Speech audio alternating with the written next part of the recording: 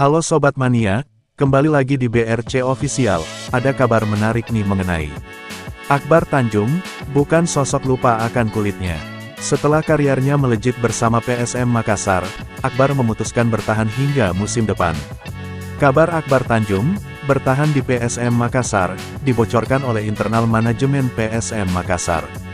Pemain berusia 32 tahun itu, disebut sepakat dengan manajemen PSM Makassar, untuk melanjutkan kontraknya hingga 2026.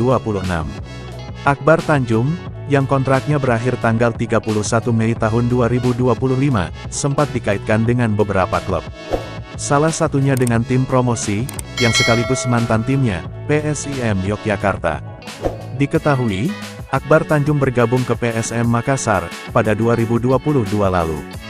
Namanya tidak familiar, sebelum bergabung ke PSM, karena hanya bermain di klub Liga 2. Namun, karir Akbar Tanjung langsung melejit, bersama PSM Makassar, di bawah asuhan pelatih Bernardo Tavares. Musim pertamanya, dia langsung berhasil mempersembahkan gelar juara, Liga 1 musim 2022/2023.